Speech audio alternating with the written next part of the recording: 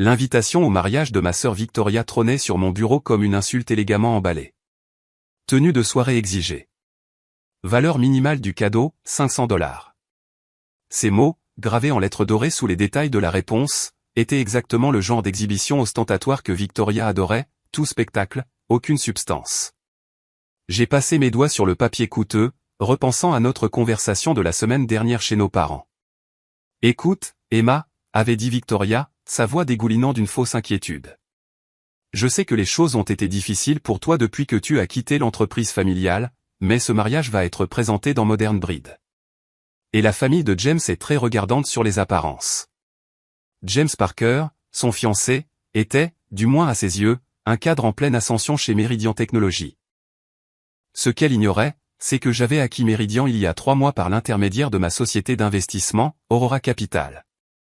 Mais personne dans ma famille ne savait que je possédais l'une des plus grandes sociétés d'investissement technologique du pays. « Je comprends », avais-je répondu calmement, la regardant tripoter son énorme bague de fiançailles. Alors peut-être, avait-elle hésité, tapotant ses ongles manucurés contre son verre de vin, peut-être qu'il vaut mieux que tu ne viennes pas. Je veux dire, que porterais-tu ? Et les exigences en matière de cadeaux. Notre mère, assise à proximité et feignant de ne pas écouter, avait grimacé mais n'avait rien dit. Elle avait perfectionné l'art du silence chaque fois que Victoria révélait sa vraie nature. Maintenant, assise dans mon bureau privé au dernier étage d'Aurora Tower, je parcourais les derniers rapports d'acquisition de Meridian. James n'avait aucune idée que la réunion de routine de demain avec le PDG aurait en fait lieu avec moi. Il n'avait jamais rencontré l'insaisissable J. Morgan, le nom que j'utilisais pour cacher mon identité derrière des voiles corporatifs soigneusement construits. Mon téléphone a vibré. Un SMS de Victoria. « Je suis sérieuse, Emma. Pas de robe de magasin discount ou de cadeaux bon marché. Mieux vaut ne pas venir. » J'ai posé le téléphone et me suis tourné vers la fenêtre. 3 des bâtiments dans mon champ de vision appartenaient à mes sociétés de portefeuille. Pas mal pour quelqu'un que Victoria considérait comme trop pauvre pour assister à son mariage. Mademoiselle Morgan, Michael, mon assistant, est apparu à la porte. Monsieur Parker est arrivé pour sa pré-réunion. Il est dans la petite salle de conférence. Et l'organisatrice du mariage de Victoria a appelé pour confirmer votre don anonyme. Les $100 000 couvrent toutes les dépenses restantes, mais comme demandé, il pense que cela vient de la famille de James.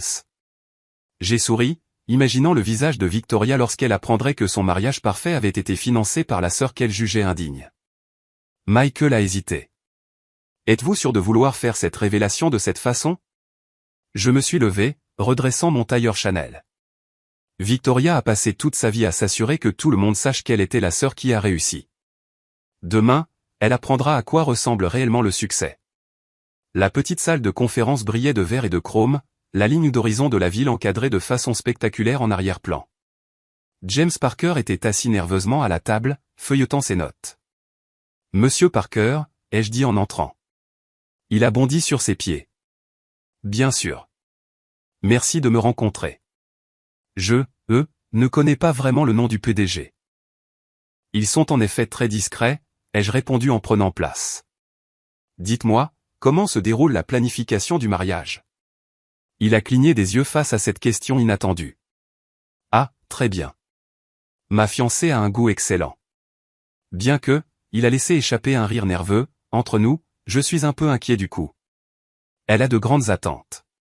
Et sa sœur, ai-je demandé avec désinvolture. J'ai entendu dire qu'elle n'était pas invitée. James s'est agité mal à l'aise. Victoria pense que. Eh bien, c'est compliqué. La ville est souvent, ai-je murmuré en ouvrant un dossier. Maintenant, parlons de votre poste chez Meridian. Pendant l'heure suivante, je l'ai guidé à travers une discussion sur son travail, exposant à quel point il s'attribuait souvent le mérite des innovations des autres. À la fin de notre conversation, des gouttes de sueur perlaient sur son front. Encore une chose, ai-je dit alors qu'il se levait pour partir, le dîner de répétition demain soir. J'y assisterai. Je suis désolé, mais c'est réservé à la famille. Oh, je pense que vous constaterez que je suis admissible. J'ai souri. Après tout, je suis la sœur que Victoria considère comme trop pauvre pour assister à son mariage. La couleur a déserté son visage. Vous êtes Emma. Vous êtes J. Morgan. En effet. Mais gardons cela comme notre petit secret jusqu'à demain soir. Je déteste tellement voler la vedette à la mariée. La grande salle de bal de l'hôtel Saint-Régis scintillait de lustres et d'orchidées blanches pour le dîner de répétition. Je suis arrivé délibérément en retard, vêtu d'une simple robe Valentino noire qui coûtait probablement plus cher que l'ensemble du budget de décoration. Désolé, mademoiselle, une organisatrice de mariage m'a intercepté. Il s'agit d'un événement privé. Emma Morgan, ai-je dit calmement, bien que je crois que je suis répertorié sous sœur non invitée. Ses yeux se sont écarquillés, non pas à cause du nom sur la liste des invités, mais à cause de mon visage, qu'elle avait clairement reconnu dans les magazines d'affaires. Victoria m'a repéré. Elle s'est précipitée vers moi, sifflant. « Que fais-tu ici ?» Je t'ai spécifiquement dit. « Bonjour, Victoria », ai-je interrompu calmement. « Bel endroit. Les orchidées sont une belle touche, bien que peut-être un peu trop évidente pour l'hiver. » Elle a rougi, se souvenant de la façon dont elle s'était moquée de mon idée d'utiliser des fleurs saisonnières rares à la place. « Tu dois partir. Ce dîner est pour les personnes qui ont réussi, pas », elle a fait un geste vague vers moi. Victoria, notre mère a essayé d'intervenir. Non, maman, a répliqué Victoria. Je ne laisserai pas ma soirée parfaite être ruinée par. James est apparu à côté d'elle, pâle et transpirant. Chérie, a dit Victoria sèchement. Dis à la sécurité d'escorter ma sœur dehors. James a tiré sur son col. En fait, Victoria, il y a quelque chose que tu devrais savoir.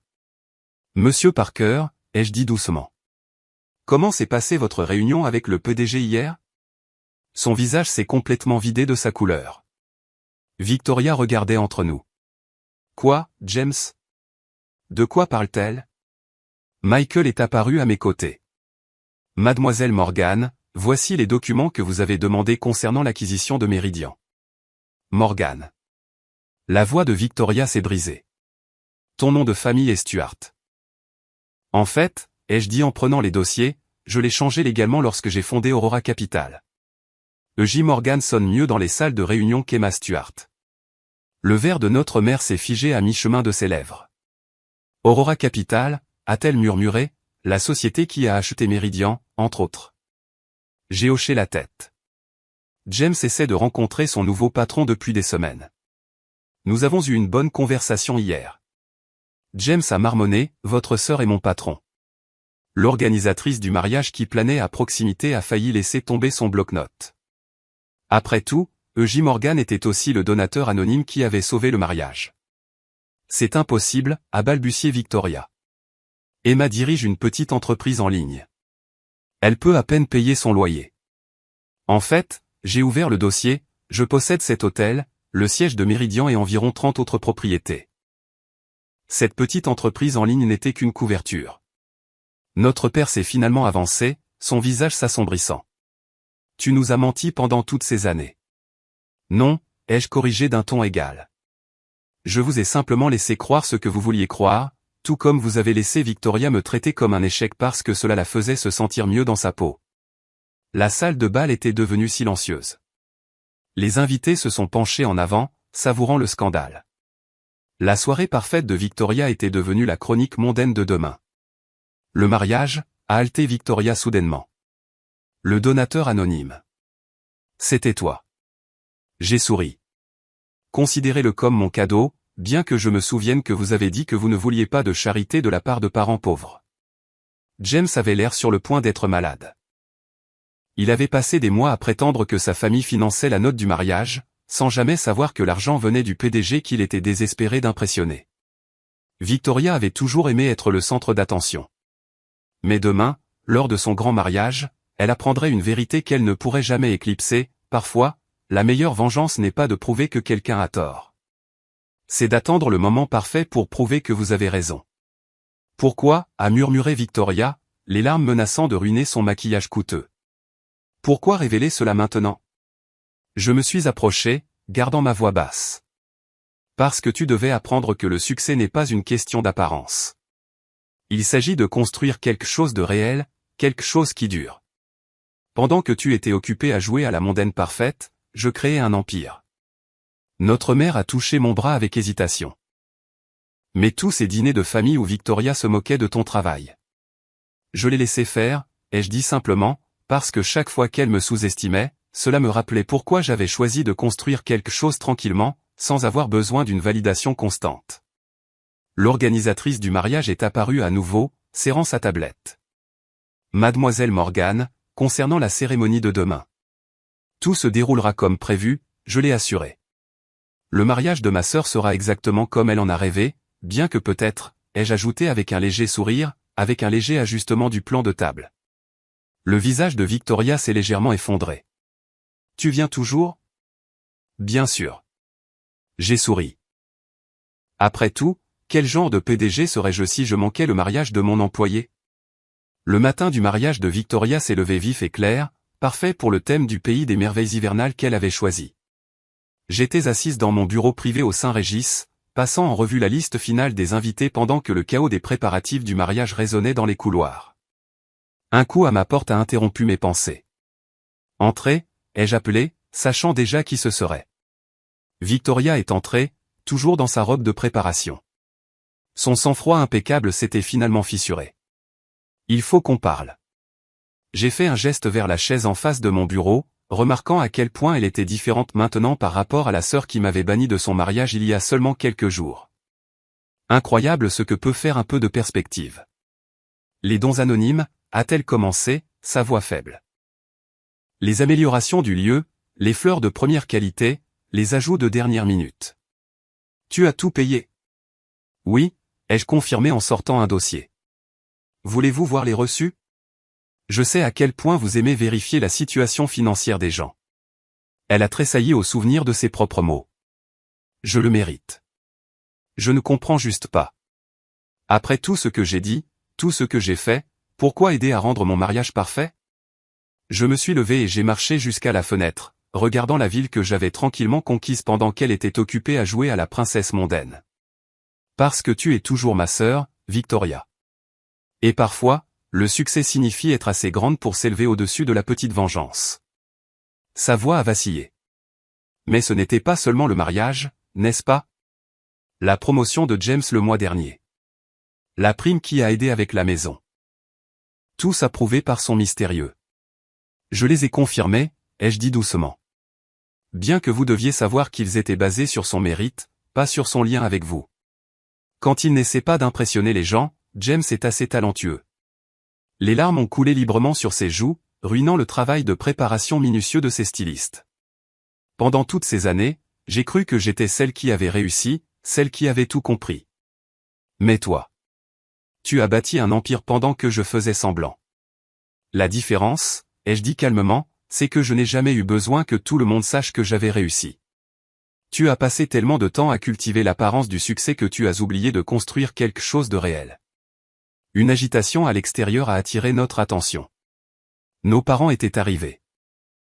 À travers la porte ouverte, nous avons entendu notre mère diriger les fleuristes pendant que notre père se plaignait des coûts, ignorant que sa fille en difficulté avait tout payé. Ils ne savent pas, n'est-ce pas, a demandé Victoria doucement. À propos d'Aurora Capital, à propos de qui tu es vraiment. Ils le découvriront aujourd'hui, ai-je répondu. Il est temps que toute la famille apprenne que le succès ne porte pas toujours des étiquettes de créateur ou n'exige pas d'attention. Victoria a lissé sa robe d'un air tremblant. Le plan de table. Où seras-tu ? J'ai souri, me souvenant de son plan initial de me cacher à l'extrémité de la salle. Ne t'inquiète pas, ma chère sœur. Je serai à la table familiale, là où se trouve le PDG de la société qui emploie la moitié des gens du mariage. Elle s'est retournée pour partir, puis s'est arrêtée. Emma, je suis désolé, pas seulement pour le mariage, mais pour tout. Toutes les années où je t'ai rabaissé, où je me suis moqué de tes choix.